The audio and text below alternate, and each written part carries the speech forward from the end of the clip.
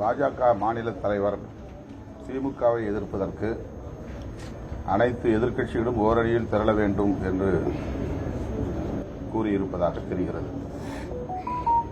அதிலிருந்து அவர் ஒரு உண்மையை ஒப்புக்கொண்டிருக்கிறார்.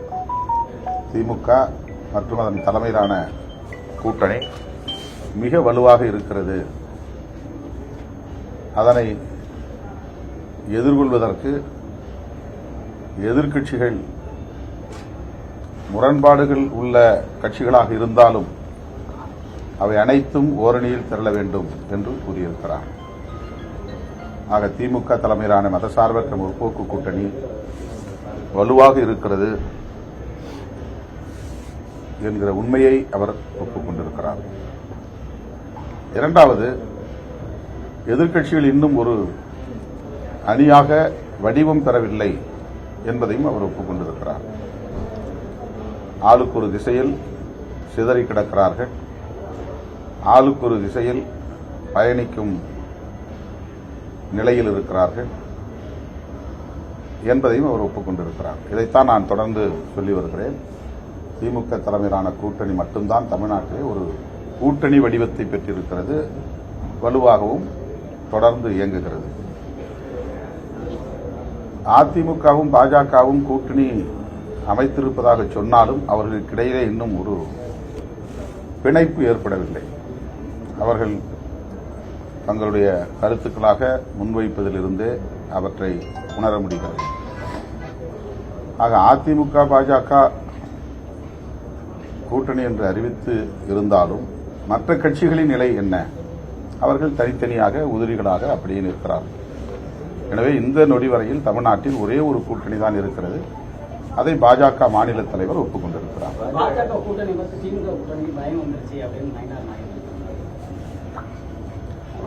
அதுதான் பாஜகவுக்கு இருக்கிற பயத்தை அப்படி மாற்றி சொல்லுகிறார்.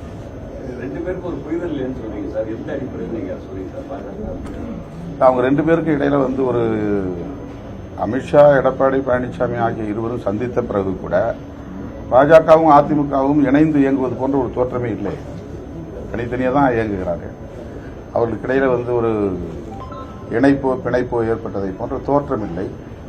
அமித்ஷா அவர்கள் கூட்டணி ஆட்சி என்று சொல்லிவிட்டு போனார். நாங்கள் அப்படி சொல்லவே இல்லை என்று எடப்பாடி பழனிசாமி அவர்கள் அடுத்த சந்திப்பிலே பத்திரிகையாளர்களிடையே கூறினார்.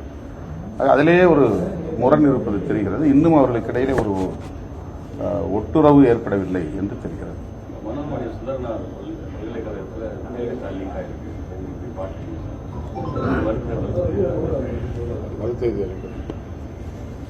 வினாத்தாள்கள் இவ்வாறு தேர்வுக்கு முன்னதாகவே வெளியாவது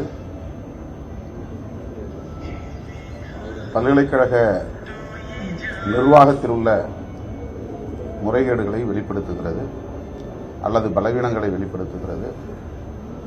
இது மிகவும் கவலை அளிப்பதாக இருக்கிறது. வினாத்தாள்களை மாற்றி தேர்வு நாளையும் மாற்றி அறிவிக்க வேண்டும். வினாத்தாள்களை மாற்றி தயாரிக்க வேண்டும். பள்ளிக்கல்வித்துறை ஒரு சர்க்குலர் அனுப்பியிருக்காங்க. 100% தேர்வு பெறாத பள்ளி ஆசிரியர்களுக்கு, பள்ளி தலைமை ஆசிரியர்களுக்கு விளக்கம் கேட்டு நோட்டீஸ் அனுப்பியிருக்காங்க. திருச்சியில் அந்த மாதிரி அனுப்பியிருக்காங்க. அந்த மாதிரி அனுப்புவது சரியில்லை. ஆசிரியர்களுக்கு ஒரு கொந்தளிப்பு இருக்காது. இது நல்ல முயற்சி. ஆசிரியர்கள் இதை வரவேற்க வேண்டும். இதில் கொந்தளிப்படைவதற்கு ஒன்றுமில்லை. அனைத்து பள்ளிகளும் 100% தேர்ச்சி அடையக்கூடிய அளவுக்கு மேம்பட வேண்டும் என்கிற எதிர்பார்ப்பு பள்ளி கல்வித்துறை அமைச்சகத்திற்கு இருக்கிறது என்று சொன்னால் அதற்கு முழு ஒத்துழைப்பை நல்க வேண்டிய பொறுப்பு ஆசிரியர் பெருமக்களுக்கு உள்ளது. அதை வரவேற்க வேண்டும் என்று கேட்டுக்கொள்கிறேன்.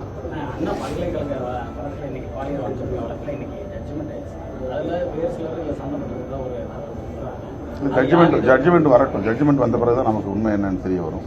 உண்மையான குற்றவாளிகள் யாராயிருந்தாலும் அவர்கள் சட்டத்தின் பிடியிலிருந்து தப்பித்துவிடக் கூடாது என்பதுதான் நம்முடைய எதிர்பார்ப்பு.